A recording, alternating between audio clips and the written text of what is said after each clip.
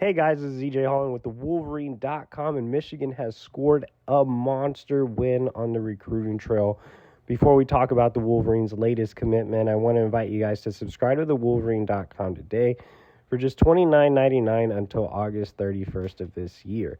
That gets you premium inside team information, recruiting information, basketball recruiting, hockey information, plus you get to be part of a great message board community over on the Fort with more than 8,000 unique individual users. So come join the discussion today for just $29.99 until August 31st of this year. That gets you through spring football, spring recruiting, summer official visits, and so much more. Take advantage of our special deal today, just $29.99 until August 31st of this year. All right, guys, the wait is over. Michigan has landed arguably its most important target on the board, in industry five-star quarterback Jadyn Davis out of Charlotte, Providence Day. Davis is ranked as a top 35 player nationally by 3 of the 4 major recruiting services, the only outlier being On3, which has him ranked as the number 105 player in the country. We'll talk more about Davis's rankings and playing style and all that good stuff here in a bit. But first and foremost, let's talk about this recruitment. Now, this one seemed like a long one, and it felt like it really dragged out, and at times it was frustrating for me to cover, and I'm sure it was very frustrating for you as fans to follow. But at the end of the day, Michigan got this one done. But let's take a look back. Michigan was considered the favorite for Davis last summer. It looked like a decision could come late in the summer into the fall. That didn't happen. Davis then came out and said, hey, I want to make a decision in December. That didn't happen. January seemed like it would be the month. Didn't happen. I reported that Davis could push his decision back into the spring. His father vehemently denied that, got outraged that I would report such a thing. And obviously, Davis ended up pushing it into the spring. But regardless, all the arbitrary timelines are irrelevant now. Michigan has landed Jadyn Davis, and no matter how long it took to get done, the all your eggs in one basket approach, which I've disagreed with pretty vocally, finally paid off for Michigan. They made Davis the only priority at the quarterback position, which was a big risk. Last cycle, Michigan did the same thing with Dante Moore, and they came up empty-handed. Michigan has not landed a true elite quarterback since J.J. McCarthy. That's back-to-back cycles with no true quarterback. You've had project takes like Alex Orji, Jaden Denegal, Kendrick Bell, these guys that may play other positions at some point during their time in Ann Arbor. They needed to win over Jadyn Davis. If this Jadyn Davis commitment didn't happen now, Michigan would be playing from behind with other top quarterbacks, and it would have been a bit of a disaster. So Michigan needed to win this. Obviously, the Wolverines got Davis back on campus for an unofficial visit. They really wowed him and his family. Yet again, they got to spend time with new Michigan quarterbacks coach Kirk Campbell, who did a really, really nice job with the family from everything I was able to gather. And, Matt Weiss wasn't really known as a high-level recruiter. He was known to have a stale personality, had a really rough time connecting with several of the quarterback recruits. While Kirk Campbell doesn't have a lot of recruiting experience, he does have more of a personality. And I think that's a bonus, especially when you already have a guy like Jim Harbaugh, who played quarterback at Michigan, played quarterback in the NFL, coached some top quarterbacks in the NFL as well. And I think it ultimately came down to just connecting with Campbell on a personal level, because Davis knows there's a lot to learn from a guy like Jim Harbaugh, who's been there, who's done it, who's coached it, right? On top of that, I think Michigan got a nice boost from J.J. McCarthy. J.J. was a vocal recruiter for Davis throughout this entire process. And while NIL has become a big thing, especially for highly touted quarterbacks, I think Michigan's transformational over transactional process approach is a good sell for JJ, because JJ has made a name for himself on the field. And even before he was the starting quarterback in Michigan, he was raking in NIL dollars, and now he makes a good amount, right? So I think that was an easy sell to Jadyn Davis. Outside of that, I mean, looking at the competition, you did have Ohio State show some interest here over the last couple of months, but they burned some bridges, as many of you guys may remember. Ohio State was the leader for Jadyn Davis before Michigan, but they ended up taking Dylan Raiola, the number one quarterback in the country.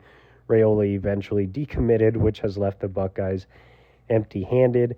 You had Clemson kind of flirt back and forth with Davis. You had Tennessee show some serious interest. You had Penn State show some serious interest. North Carolina show some serious interest. But at the end of the day, all signs seemed to point to Michigan.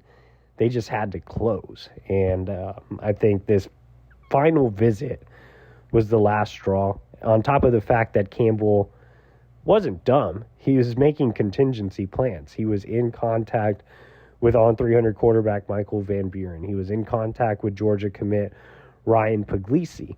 So he was making contingency plans in case this didn't pan out. So I think Davis realized it was make it or break it time with Michigan. He needed to make a decision before Michigan expanded the board. And obviously he did. He committed. And that's a big win for the Wolverines. You know, there's no doubt about it. So now let's go ahead and move over to Davis as a player. Davis is a very decorated high school quarterback.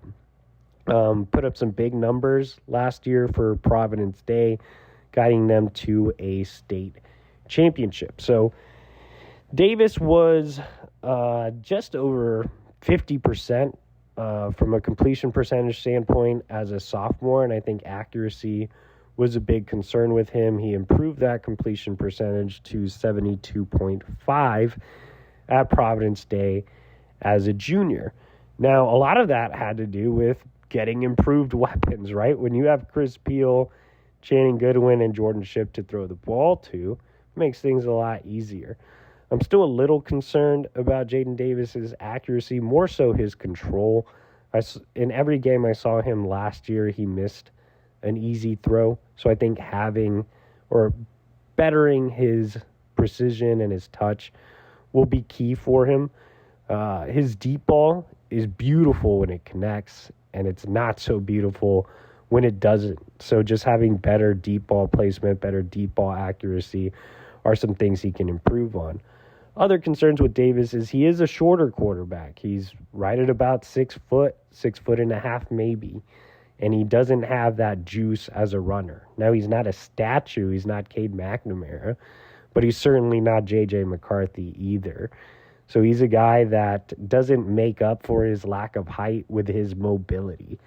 However, there are a lot of good things to like about Jadyn Davis. He doesn't have J.J. level arm strength, but he has enough arm strength to really make some elite level throws, fit balls in tight windows, and throw the deep ball. Like I said, it's not like he can't throw the deep ball. It's more so deep ball accuracy and putting some touch on his passes. He is a guy that has great command of the pocket, excellent feet, really knows how to command an offense, extremely cerebral and high IQ player, a guy that knows how to read defenses pre-snap, which definitely helps with just his decision-making. He's great in the quick game. I think Michigan's offense will cover some of his limitations, especially with Michigan having as strong of a run game as it does and as dominant of an offensive line as it does. I'm still a little cautious on Davis's ranking. I was extremely high on him as an underclassman, just like everybody else. But after 4 live evaluations, my opinion went down on him a little bit. But I still have him graded around the same area as On 3. Top 100 to top 150 prospect. On 3 has him at 105. I like that.